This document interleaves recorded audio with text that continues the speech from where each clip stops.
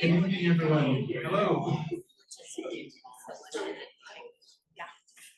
Wow, what a wonderful crowd. What a full room. This is so wonderful. What a great way to begin the 60th anniversary of Traill College.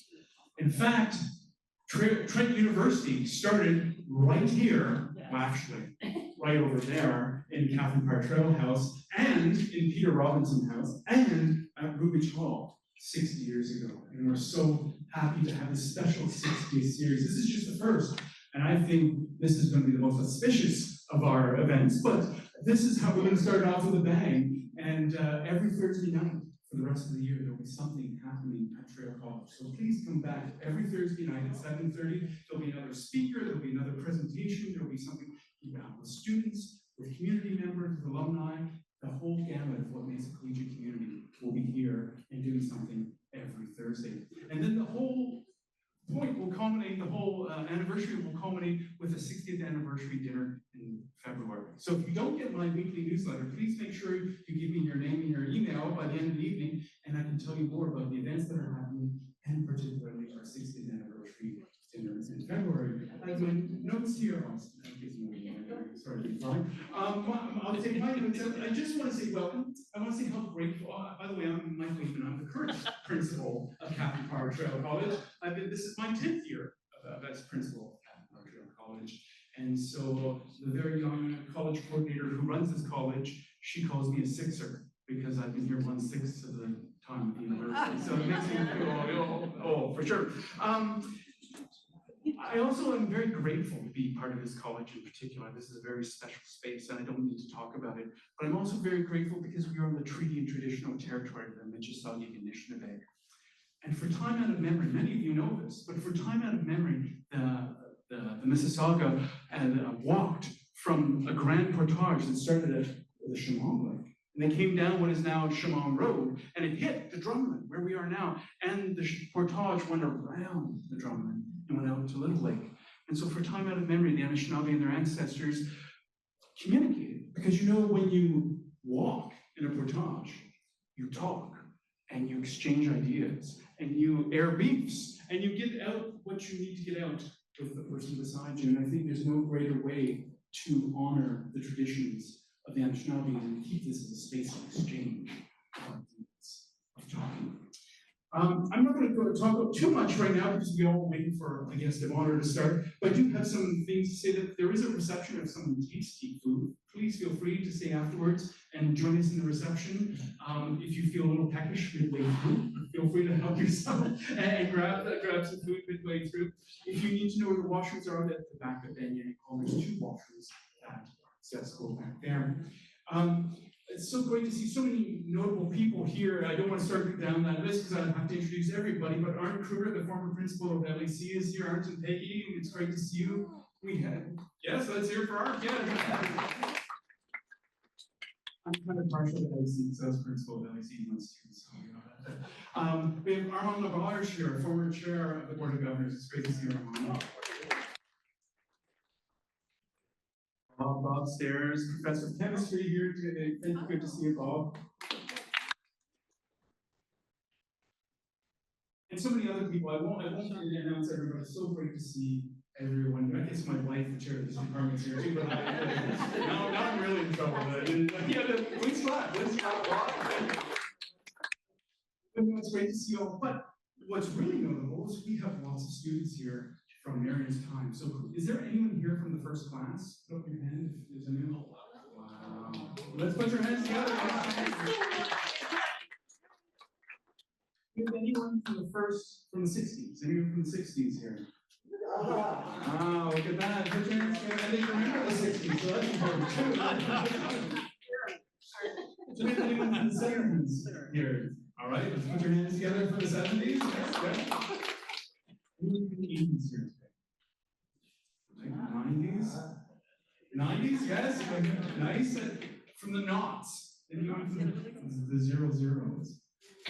How many current students? How many current students do we have? Put up your hand if you're a current student or a friend of a current student. And that's what I love. This is truly, I think you'd agree, Marion, a collegiate event with intergenerational and interdisciplinary. And so I'm going to get right down to brass tacks here, folks. It is my honor to introduce Marion Fry. She came from Halifax. She studied at King's College and now the University of King's College, and Dalhousie, of course, at Oxford, and she has an honorary degree from right here at Trent University. She started as the Dean of Women here at Traill House in 1964, but we'll hear more about that.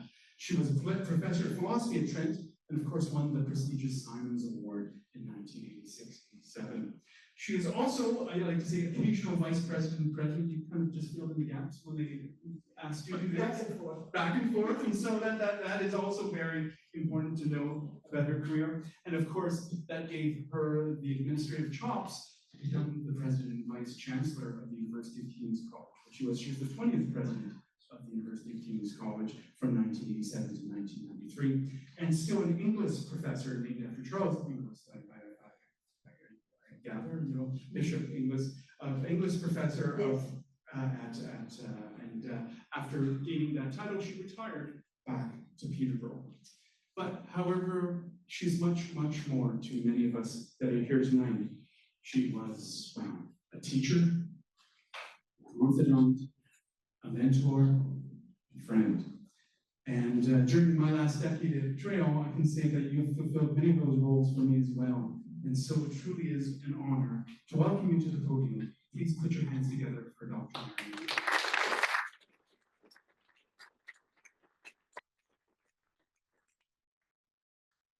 Thank you, Principal Eamon. And hello, everybody. I've been looking forward to this so much. And I'm just going to plunge in. The title, of course, is 60th Anniversary of Traill College. Just last week, I was chatting with someone who was a Traill student in its very early days. She said that she and a classmate would be coming to the 60th anniversary celebration tonight. Then she challenged me. You had better be good. We're a tough audience. Well, tough audience, I now challenge you. We are in this together. We're here to recollect and to celebrate what it was like to be in on the very beginning of this fine college. The opportunities we had and the responsibilities we felt.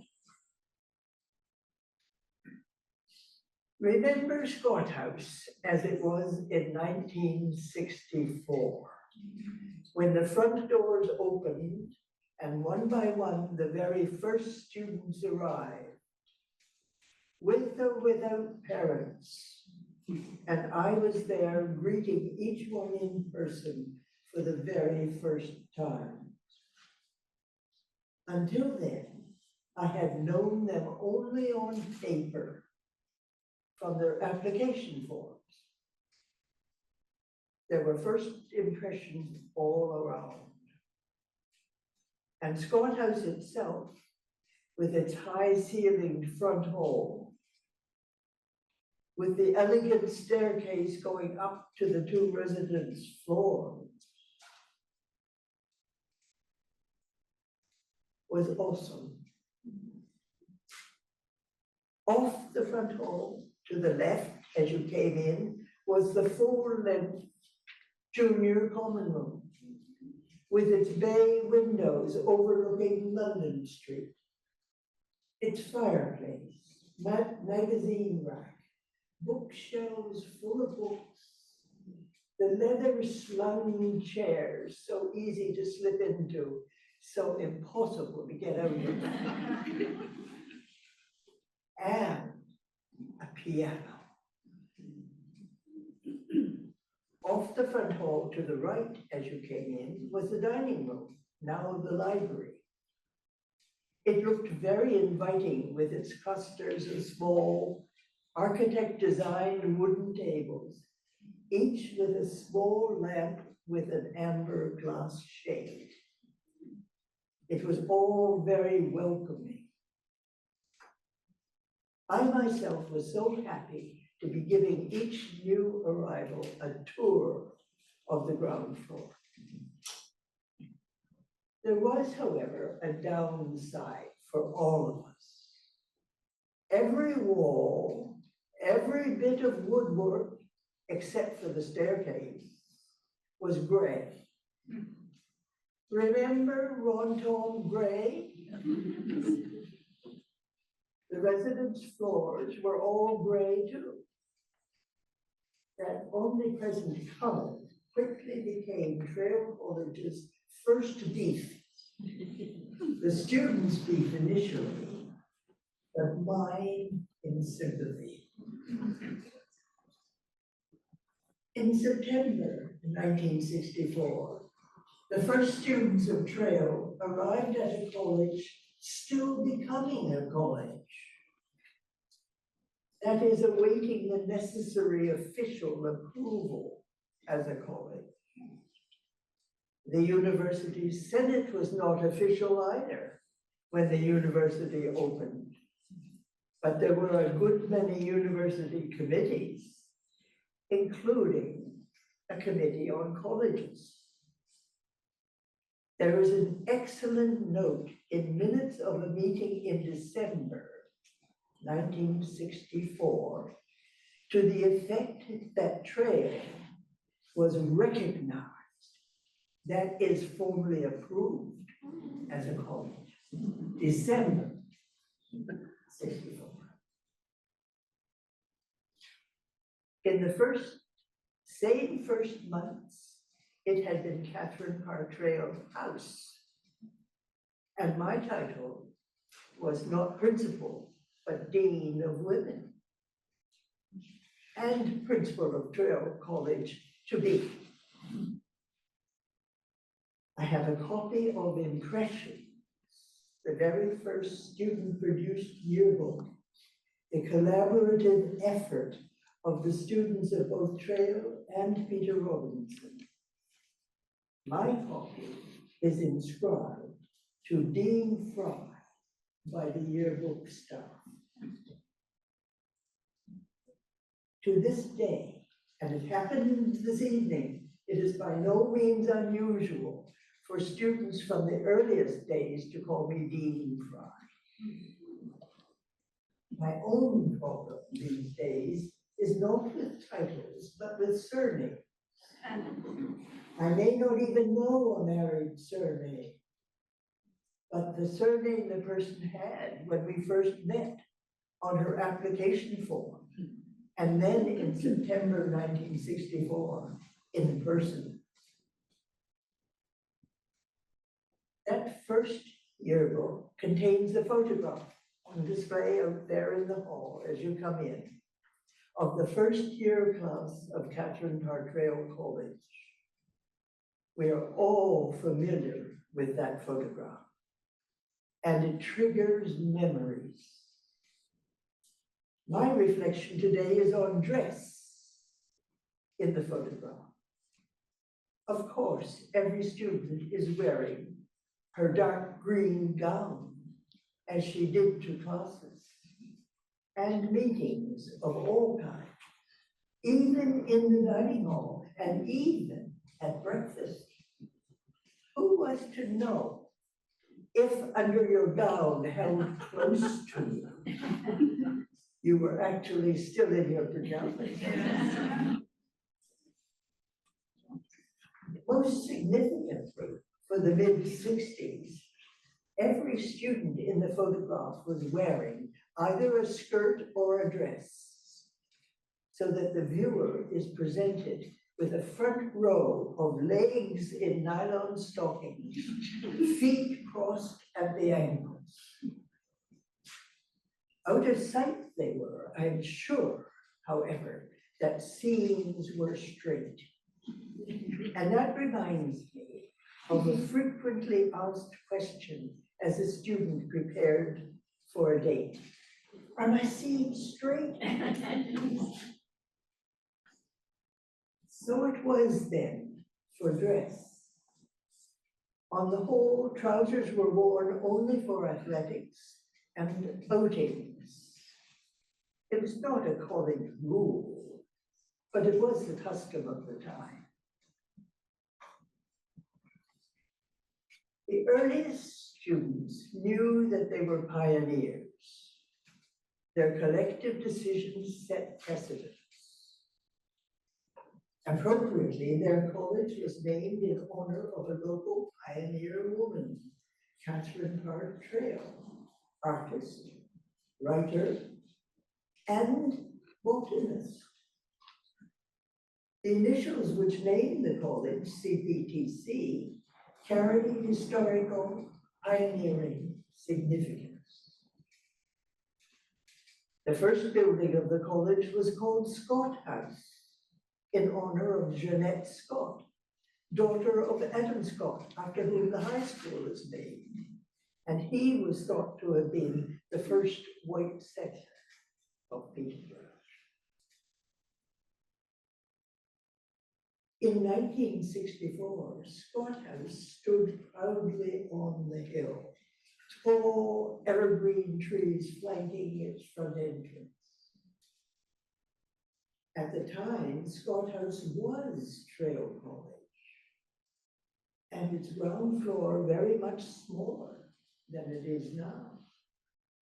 There was no college office, only the small study in my apartment above the front entrance. I was effectively Dawn as well as Dean. I loved my job. I got to teach philosophy too, which I also loved.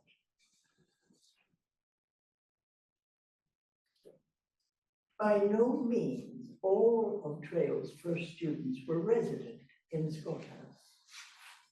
Some lived at home in Peterborough, some in university-approved rooms in private homes in the area immediately surrounding the college. University approval involved me in the summer months before the first students were due to arrive. My aim when I visited each house was to ensure that each room was clean and equipped much as a study bedroom in Scott House would be. With a bed, chest of drawers, easy chair, desk with chair, and adequate lighting for a bedroom that doubles as a study. In short, a study bedroom.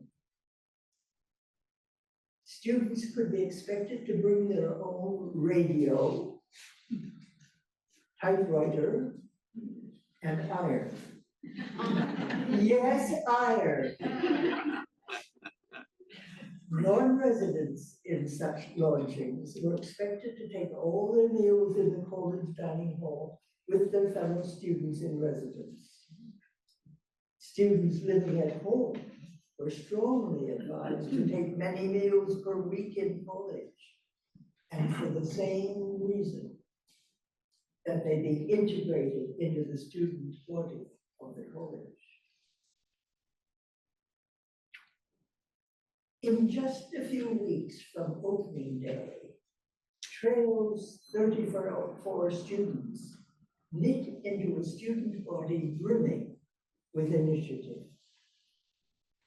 A few parents suffered from empty nest syndrome. Fixed in my memory is one mother whom I had advised to go home after her daughter had moved into her lodging on opening day. I predict that if she went home then and there, that if she came back at Thanksgiving, she would find that her daughter was happy, had made new friends, and was busy with a combination of her studies and extracurricular activities. her angst over the size of her daughter's chest of drawers would vanish. And so she did. And so it turned out. Years later, that same mother came up to me at a reception and asked, "Remember me? I'm the mother who," and she told the story on herself.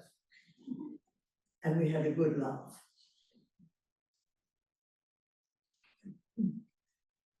From day one in September 1964, Traill had faculty members called Fellows of the college. They came from all disciplines taught in the first year, the sciences, the humanities, and the social sciences. There were as yet no academic departments at Trent, just professors teaching and researching in their varied disciplines. The small senior common room behind the large junior common room was the fellows' gathering place, a cozy room with a fireplace. As fellows of the college, faculty had basically two roles. The first was to supervise the academic progress of the students of the college assigned to them, their supervisees. The second was to plan for the development of the college, especially its physical plant. Already, it was anticipated that the student body of Traill would almost triple in size in just the first year. The Council of Fellows quickly determined to buy the house, which would be called Crawford House, in honor of Isabella Crawford, poet, known to Catherine Parr Traill, we think, when Isabella lived for some time in the Peterborough area. Accordingly, the university sought and won government approval and funding, and Crawford House was ready for occupancy in September 1965. Almost as immediately, more space was needed. There would be more students. Space needed for study bedrooms for students, office space for fellows. There were none in Scott House. Office space which could moreover accommodate tutorials. A seminar room for upper year classes which could be taught in college rather than Woolwich Hall.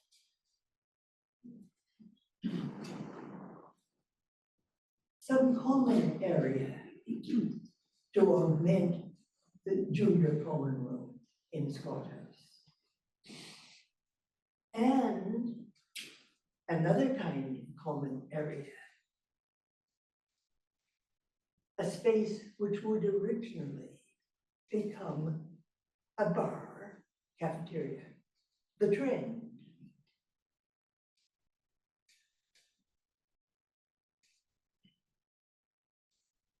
And last but not least, what was needed was a porter's lodge, which could handle mail distribution amongst different points in the university. And of course, student mail. So it was that planning began very early on for Wallace Hall, to be named in honor of Catherine Wallace, sculptor, watercolor artist, and poet. Unfortunately, since the successful purchase of Crawford House, government funding policy had changed. No longer would the government fund new buildings to house students, but only additions to existing buildings. So the first part of Wallace Hall came to be funded as an addition to Crawford House. Absurd, but true.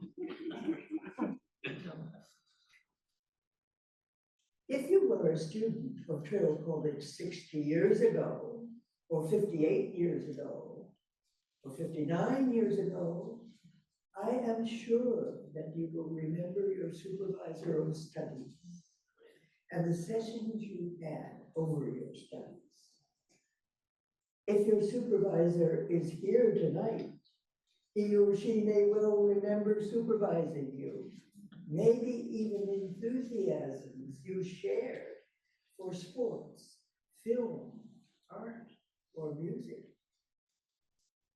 I too was a supervisor of studies and have some wonderful memories, and in some cases friendships which developed. My most vivid memory of actual supervision is of a student majoring not in philosophy, but in mathematics and I think physics, who came to me in great distress. She was faced with a problem in mathematics, which was new to her, and she hadn't a clue how to solve it. She had been trying day and night to no avail. I gave her the only advice I could. Take a break, get some sleep, then try again. A week later, she came bounding up to me, her eyes sparkling, as she joyfully exclaimed, "I got it solved."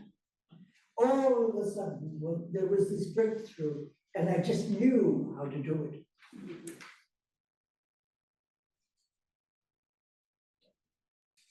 Back to the very beginning of September 1964.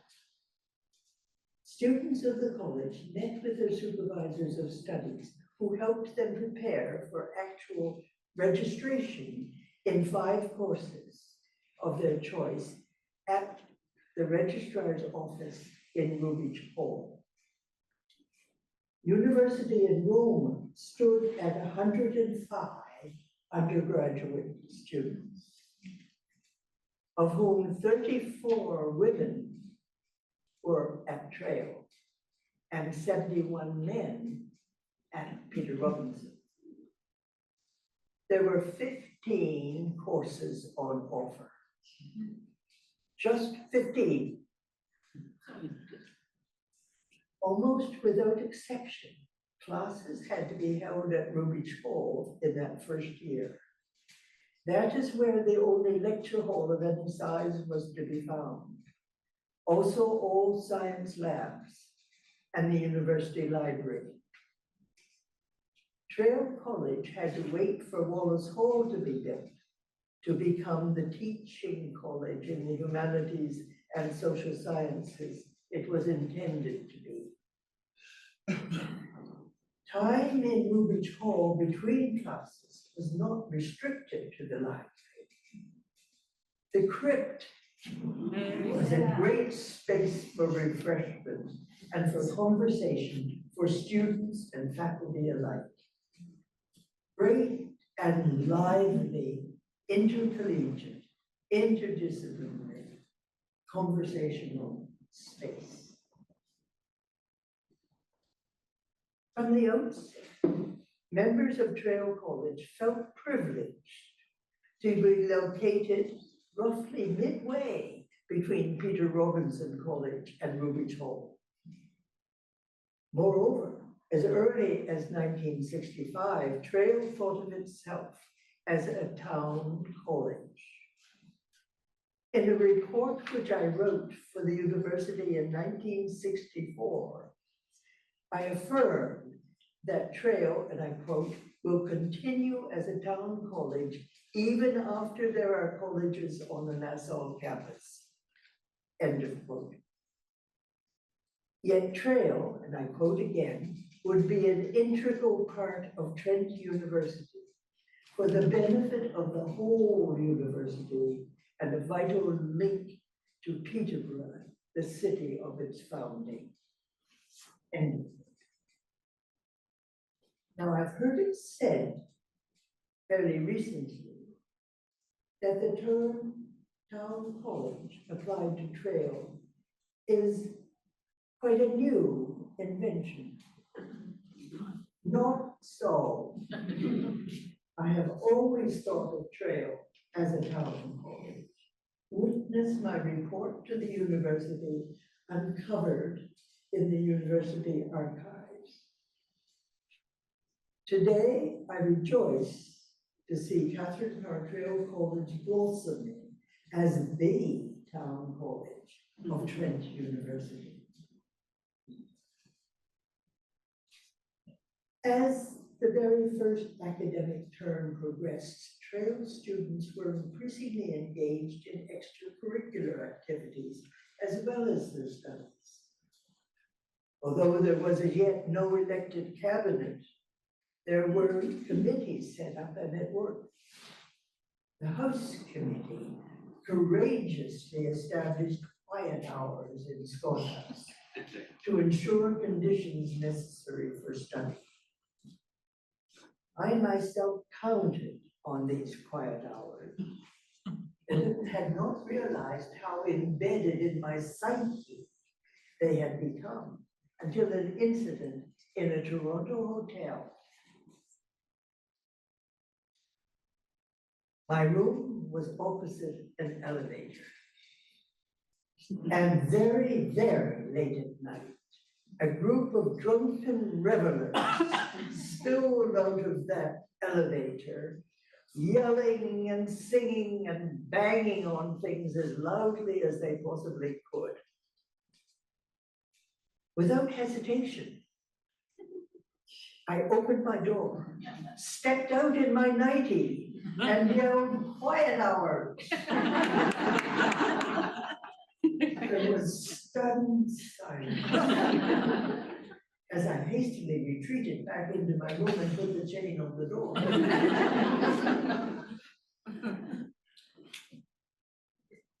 I didn't hear a sound.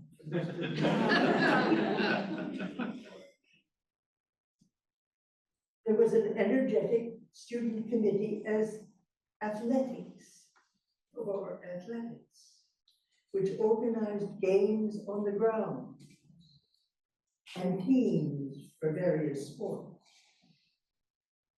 There was a liaison committee which worked at good relations with Peterborough College, and social and cultural committees planning activities and events such as a dance or a visit to a gallery. Traill was planning to host the first formal dance to be held in Scott House in the early spring of 1965. The first year.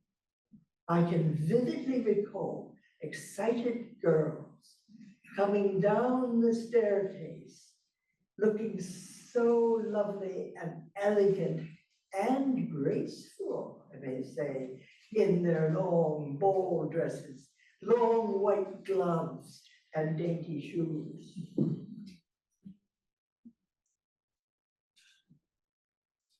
One of my initiatives was to invite students of the college to have a glass of sherry with me in my sitting room. None of my young guests was in the least accustomed to sipping sherry, let alone wearing a gown to sip sherry. It was something to take in their stride. And they did, newly mature. Together, in fact, we could relax and really talk.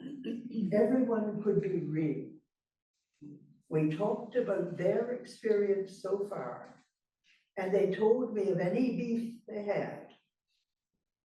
The very first beef, other than the Ronton Bray, was food. Colleges like armies march on their stomachs. As I recall, Traill had a food committee which met with Mrs. Lindsay, the cook, regularly, as early as 1966. I happen to know that Mrs. Lindsay was somewhat flattered to be meeting in committee and learning in this way what students did and did not want to eat. She had, of course, to impress on them the reality of her budget restraints. The second student beef, again predictably, was curfew. This was a subject fraught with parents. In 1964, it was taken for granted that there would be a curfew. The question was not whether a curfew, but what the curfew would be. On weeknights, on weekends. When does a weekend start?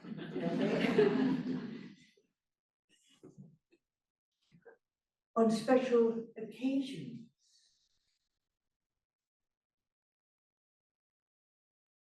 In most students' minds, I'm quite sure, and some said as much, I was never generous enough.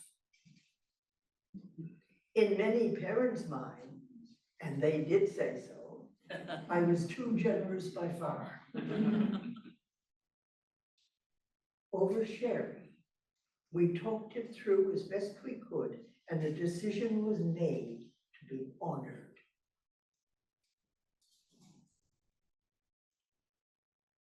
Oversharing, and at other times, such as a meal in the dining hall, Traill students and I discussed good ideas originating with the students or the fellows. A film society was an idea which originally came from a fellow of the college.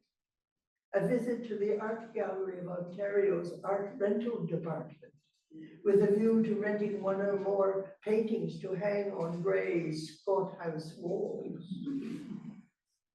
Both ideas were implemented in the very early years of Traill's history. Remember Richard? Nobody remember Richard? The black and white pen and ink drawing by Harold Town of the character King Richard, fully decked out in finery for a Stratford, Ontario production of the Shakespeare play. The humpback figure became a Traill favorite, always referred to simply and fondly as Richard. Now, Richard no longer hangs in the junior common room, nor the senior common room. But I understand he's still in the college.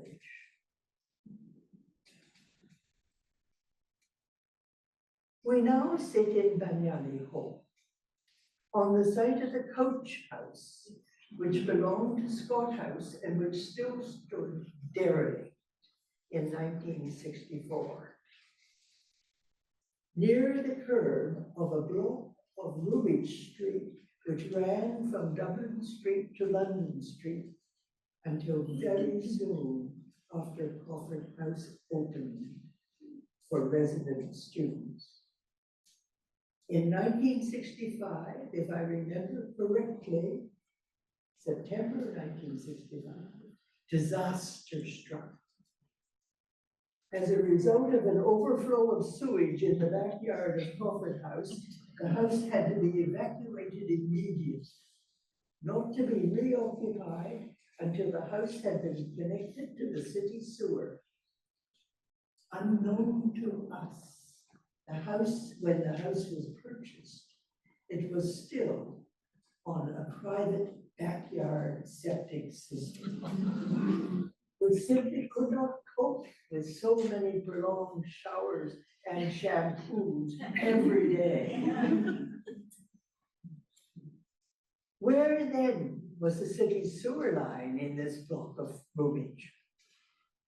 No one knew. City Works had no underground map of this older part of the city. So they dug in vain for several days. Mercifully, Finding lodgings for the evacuated students was remarkably easy. Fellows took over and organized things. A number of college fellows, in fact, generously offered the spare room of their homes, a great relief to me, both for the students' sakes and because the police had sternly warned me that I would be criminally responsible for any harm any girl came to as a result of exposure in Crawford House. That block of Woolwich Street was closed by the city not long after the disaster, opening up a more spacious campus for Traill College. Back to the coach house, as was.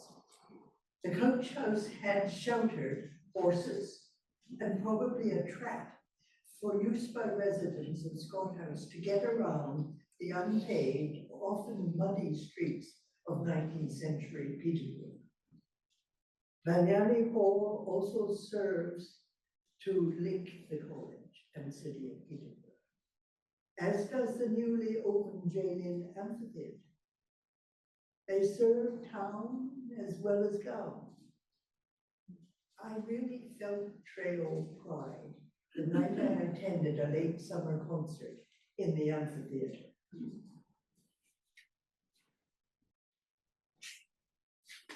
Finally, let us go back those 60 years to 1964. Here at Traill, we had as yet no tradition. Were we actually making tradition? At some point, we dared coin the expression instant tradition. Or were we sowing the seeds from which tradition would somehow grow? What about fellows' nights? Sunday night guests for supper? Christmas dance? Ways to introduce new students to the college with a conviction that hazing must never be a Traill tradition. Then there was that bogey, change.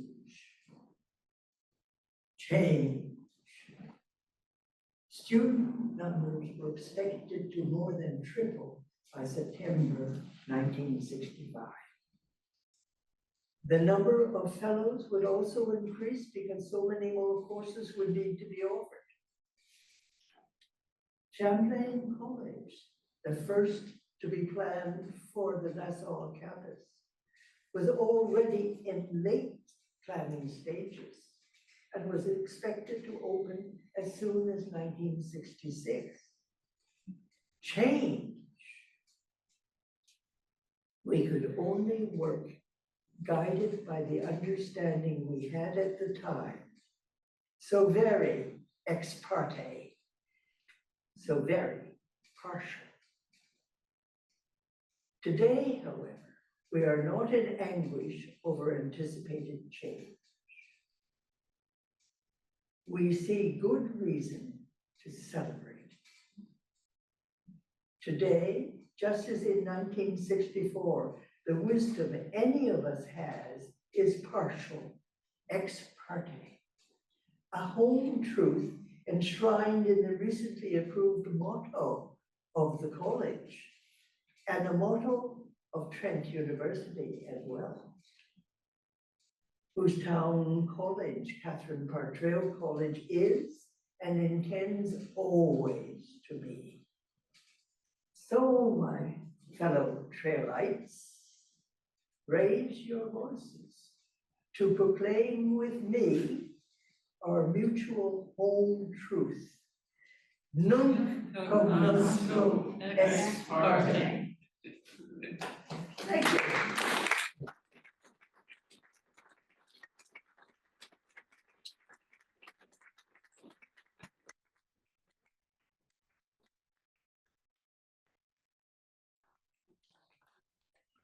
All right, well, this is the point where you must have some questions, a burning desire to ask some things of Dr. Fry, so please, this is being recorded, so I'm going to pass the microphone. Just put up your hand or the spirit moves you, yes. Yes. I'll take a moment just to get off my feet.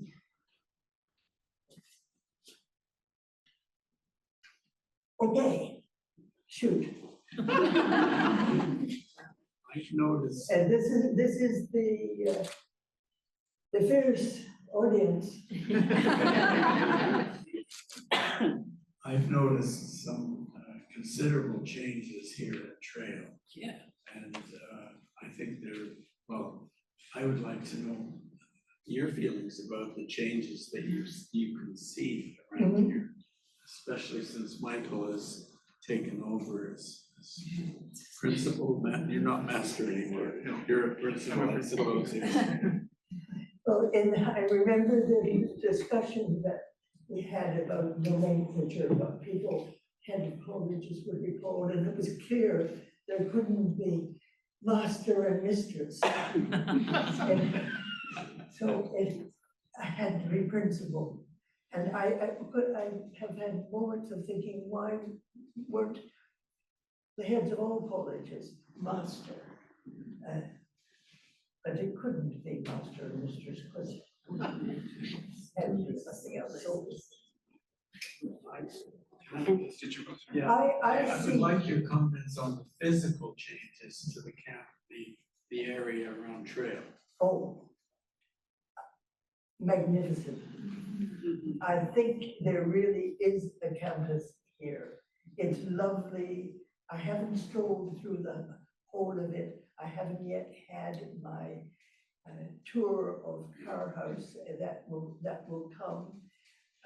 But the landscaping that has been done, the invitation just to sit on a bench and enjoy being where you were with some conversation with a friend. It is remarkably congenial and inviting and quite beautiful, I think. I'm quite thrilled by it. It's as if this college, which is what it always has been, a town college, and always was intended to be, has blossomed and really grown into its role of late. And I think we should all rejoice in the last 60 years, but also rejoice to be where we are today. You noticed, some of you perhaps, that I used Principal Eamon's short form of referring to members of the college in my last sentence, actually, Trailites. We never would have said Trailites in the early days, but I can do it.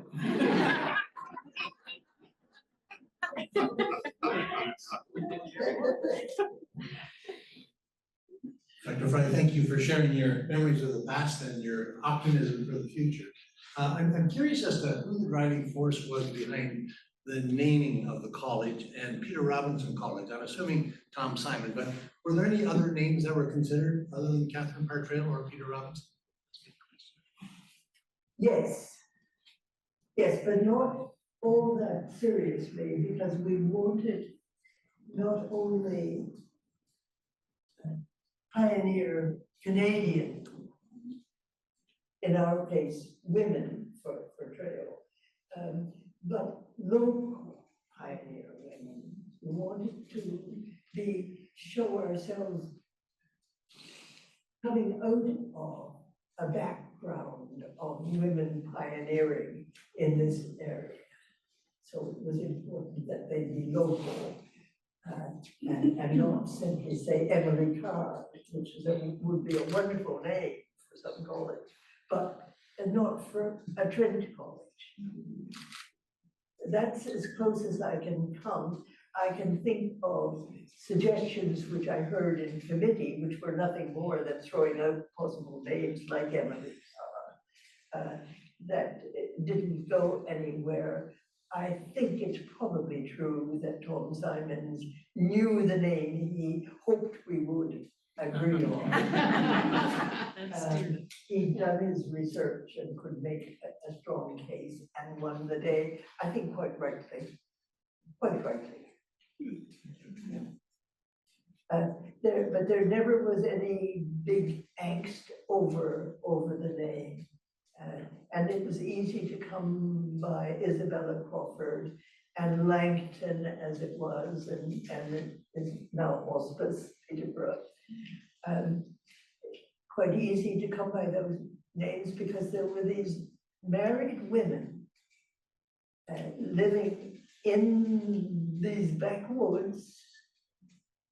You could only get here by water, not by road, with family to bring up, perhaps, but in need of occupation and with talent. So time to be artists, time to write, and so on. They had, in fact, that luxury.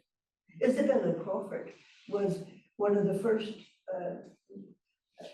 pioneer women of the area to try very, very hard to earn her living from her poetry. She didn't quite make it, she had to do other things, but that was her aim. So we were looking for ambitious, talented, pioneering women of the local area. Dr. Fry, it's an honor to have you share your memories with us here tonight. I have several memories when I come back to Traill more frequently, which is wonderful. When I look over at Carr House, I remember my dad telling me when he was a very young lawyer in the early 50s, and Mr. Carr, who was an older lawyer, owned the home, and they used to have little poker games there. I'm sure they were all legitimate, but and then 12 years after the opening, in 76, his daughter moved into, that being me, moved into Traill College. And the social changes that had occurred from 1964 to 76 in those 12 years were quite momentous in the sense that it started as all women, all girls, but 12 years later, everything was co-ed. Shocking. Wallace Hall was co-ed, the showers, the saunas, you name it, was all co-ed, there's no curfews. And I'm not gonna tell any more stories than that, but I did have some older friends that actually, I understand there were quite a few marriages came from the first class. Yes. Including a couple of, I think Bob Lightbody and Margie Yes. and Ann and Frank Yes. Steffler. Yes. So can you tell us a bit about that? Or do you know anything about the, I kept being told Well, that. there was a lot that went on that I wasn't really privy Well, you mentioned there were only 31 women, or 34 women and 71 men, good odds. But I thought Annie Steffler told me that out of that small group, there was something like 22 marriages. Oh, undoubtedly. Yeah, and I think they all stayed together. Oh, undoubtedly. And there's a wonderful story to tell of Mrs. Carr, who loved the proximity of Scott House and the college, and had a wonderful sense of humor. She would tell of how she had a telescope, and it was after the girls of Traill College, I think, no, it was after, no, it was before it became co-educational. There was a sauna which the students themselves made in the basement of Scotland. And they would sauna down there, and then stark naked go out in the winter and roll in the snow. And Mrs. Carr would be up there. And no phone taking pictures. There weren't those phones in those days, but she had her telescope, and she found it greatly amusing. And she never told on them, nothing. She just enjoyed the show. Other questions? I'm not going to ask a question. I'm just going to say to Marion one of her own favorite words: splendid.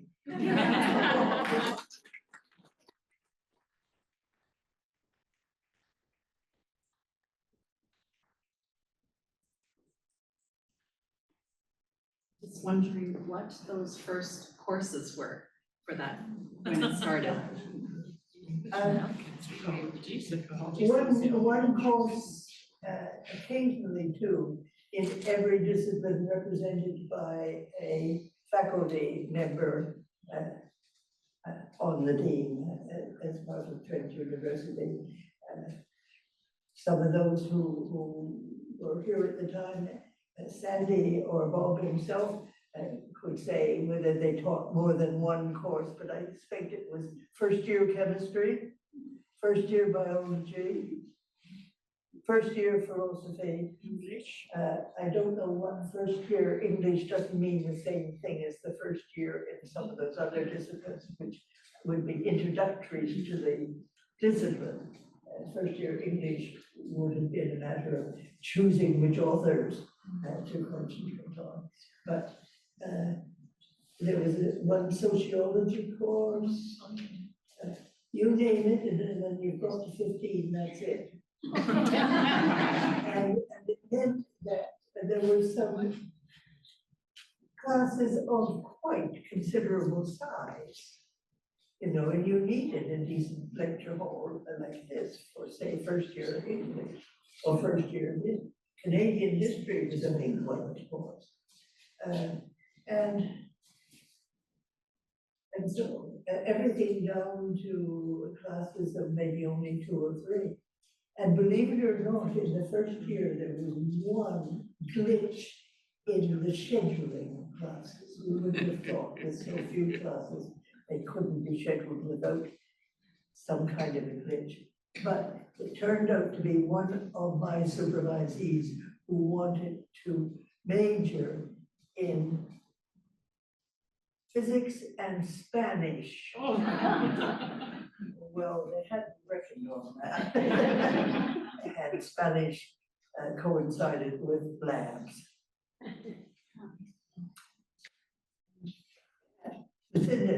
Dr. Fry, I came to Trent in '68 from the West. Yes. And I just want to thank you for such a wonderful place to grow up. And the atmosphere in an all-female college was something very, very special. And part of me really regrets the changes in society where women can't come together like that anymore and just be friends and just laugh, you know, and be silly and have that collegiality that we experienced at Traill in those early days. And the other legacy, I think, from that stayed with me too from Trent was the Amigo program. And as a first year student, I was paired with somebody from maybe 64 or 65. Yes. And to show me around and to be a friend and to be a mentor. And that kind of community building was really something special. And it was formative for me. And I thank you very much for guiding us in those early days. Now, you prompted me to say a little bit, Lucinda, because it was deliberate. And it wasn't a feminist sort of thing primarily, but in part, yes. Not only to have single-sex colleges as a start. There was no question that what Champlain, the first college on the Glasgow campus, would be co-educational, at least after the initial bit. But it seemed to us who were on the planning committees very, very important that girls of the period have the opportunity to be self-governing, to take initiative, to decide on the kinds of things they wanted to do. Traill quickly took on a character of its own. It was at Traill that there was so much interest in art and music, for example, although a lot of interest in certain kinds of music also at PR. It was a big student thing. But Traill took on character. It gave opportunity that I'm convinced the girls would not have had they been thrown immediately into a co-educational setting. Most of the elected officialdom of the college would have been men students.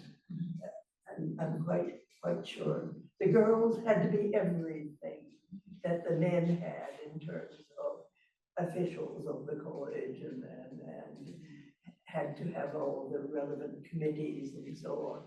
And they had to have their own budget. They had to make everything work and still have fun and enjoy themselves and just be girls together.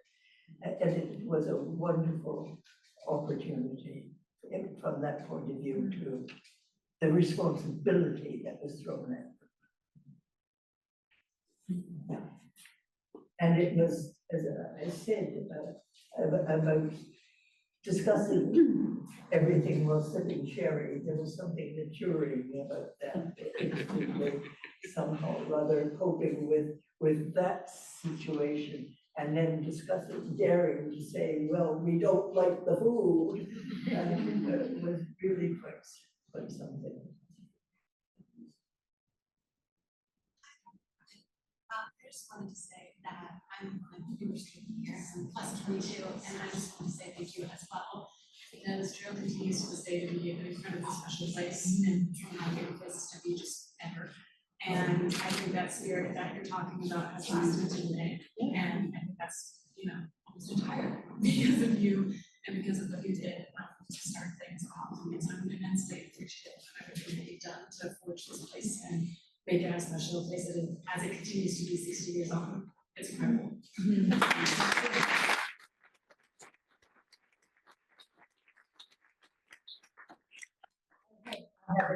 I had students to advise me and shape me.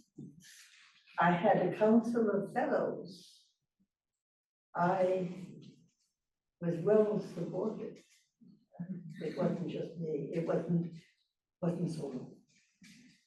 It was us.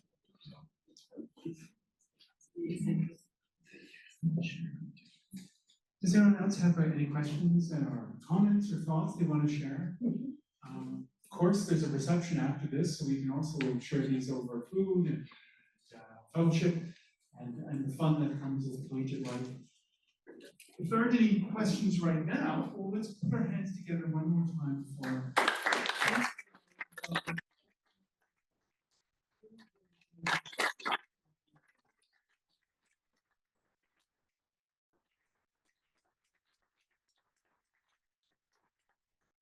I won't bow because I fall off the stool.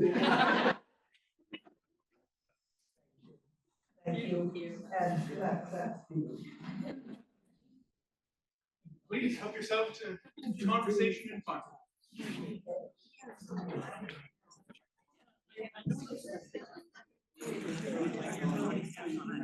Yeah, that's what I wanted. Were you in the original class? Wow. Hi, Sandy and Farquharson. Wow, it's so nice to meet you. So nice to meet you. So you knew Annie Steffler, only her name wasn't Steffler then. No, I just found her in the picture. I don't know, but she's the middle in the back row. She was tall. Annie. Wow. Yeah.